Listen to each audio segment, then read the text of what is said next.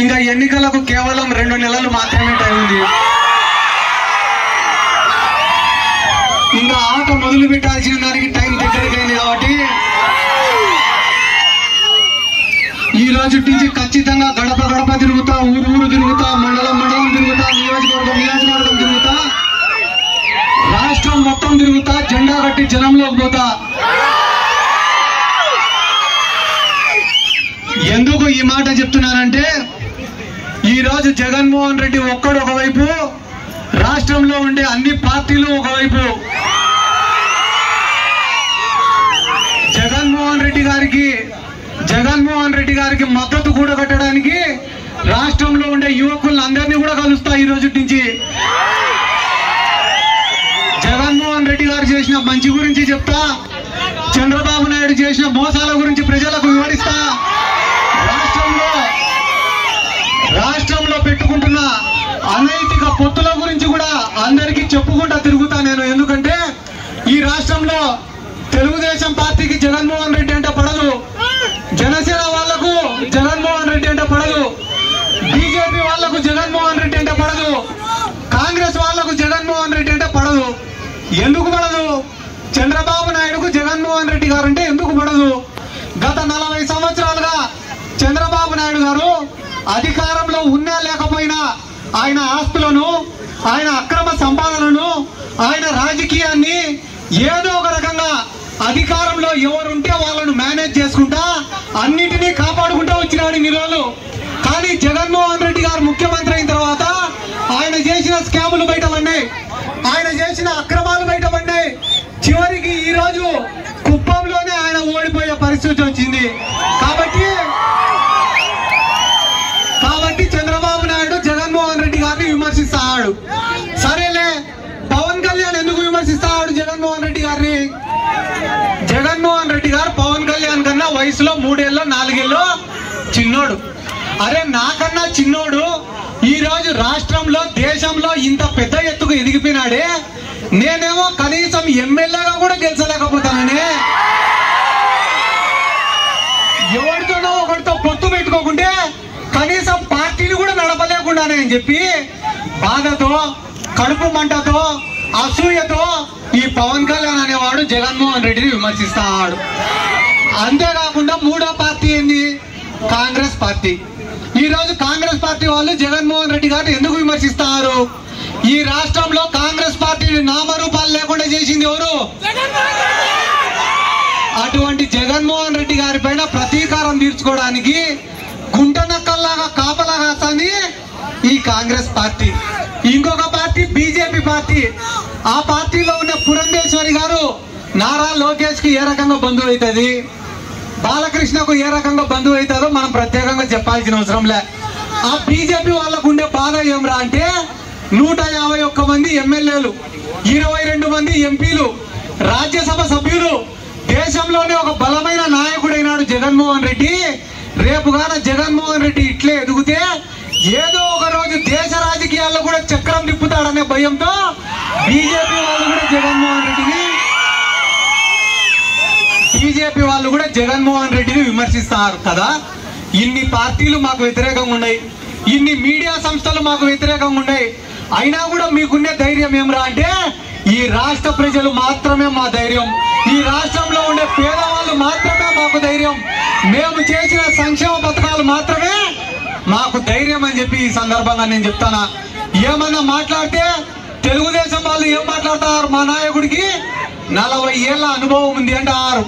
40 ఏళ్ల అనుభవం ఉండే చంద్రబాబు నాయుడికి పేద విద్యార్థుల్ని చదివించాలనే ఆలోచన రాలే, పేద విద్యార్థులకు పౌష్టిక ఆహారం ఇవ్వాలనే ఆలోచన రాలే, పొట్టకూటి కోసం పక్క రాష్ట్రాలకు పోయిన జాలర్లకు ఫిషింగ్ హార్బర్లను నిర్మించాలనే ఆలోచన రాలే, పోర్ట్లను నిర్మించాలనే ఆలోచన రాలే, మెడికల్ కాలేజీలను నిర్మించాలనే ఆలోచన రాలే, జిల్లాలను పెంచాలనే ఆలోచన రాలే, అదే రకంగా ఒక గ్రామానికి వైద్యుడిని అందించాలనే ఆలోచన రాలే, అవ్వాతాతలకు ఇంటికాడికి పోయి పెన్షన్ ఇవ్వాలనే ఆలోచన రాలే.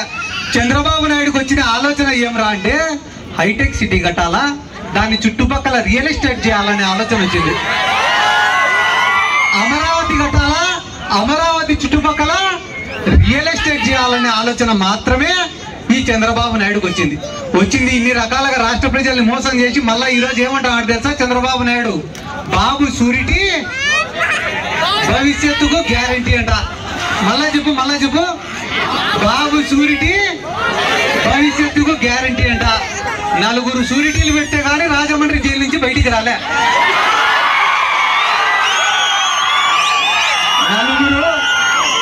4 షూరిటీలు పెట్టే కానీ రాజమండ్రి జైలు నుంచి బయటికి రానోడికి ఈ రాష్ట్ర ప్రజలకు గ్యారంటీ ఇస్తాడంట ఈ చంద్రబాబు నాయుడు.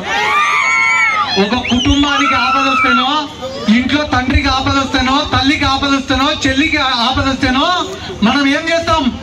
ప్రాణం అడ్డం పెట్టి పోరాడతాం, అంతేనా? చంద్రబాబు నాయుడిని అరెస్ట్ చేస్తే నారా లోకేష్ ఢిల్లీకి పోయినాడు. ఎందుకు పోయినావు లోకేష్ నువ్వు ఢిల్లీకి అంటే లాయర్లతో మాట్లాడేదానికి పోయినాడంట.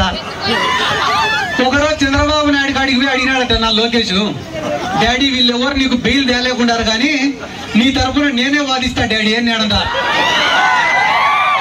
ఒరే ఎంత పనికి మాలిన లాయర్ వాదించినా కూడా 1 నెలకు బయటికి వస్తారా? నువ్వు వాదించినావంటే ఈ జన్మకు రారా నేను బయటికి అన్నాడ.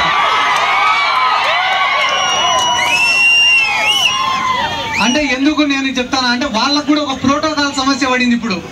ఎవరికి? పవన్ కళ్యాణ్ కు, నారా లోకేష్ కి. నేను గొప్ప అంటే నేను గొప్ప, నేను గొప్ప అంటే నేను గొప్ప అని.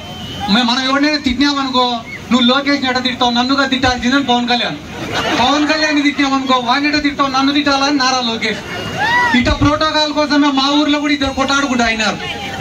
ఒక నాయకుడు ఉన్నాడు, ఆ నాయకుడు వెనక పక్క బలమైన కార్యకర్త ఒకడున్నాడు. ఒకరోజు ఏం చేసినారు? 2 కలిసి ధర్నా చేసినారు. ధర్నా చేస్తేనే పోలీసు వాళ్ళు ఏం చేసినారు? ఆ నాయకుడిని విడిచిపెట్టి ఆ బలమైన కార్యకర్తను ఎత్తుకుపోయి లోపల వారేసినారు.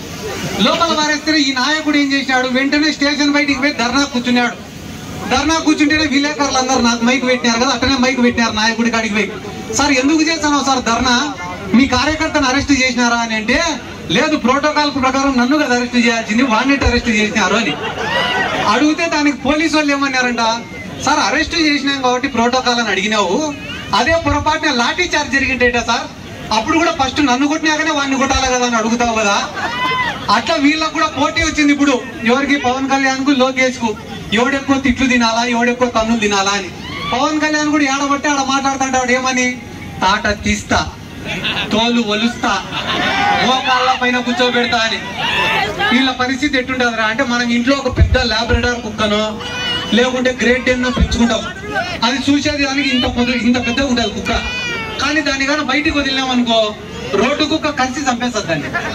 ఎందుకురా అంటే రోడ్డు కుక్కకు రోజు కుటాడి అలవాటు. దీన్ని మనం ఇంట్లో ఏమో బాగా సున్నితంగా పెంచుతాం. అంటే పవన్ కళ్యాణ్ కూడా తోలు తీస్తా, తాట ఒలుస్తా, 5వ క్లాస్ పిల్లోడు కొట్టాడు పవన్ కళ్యాణ్.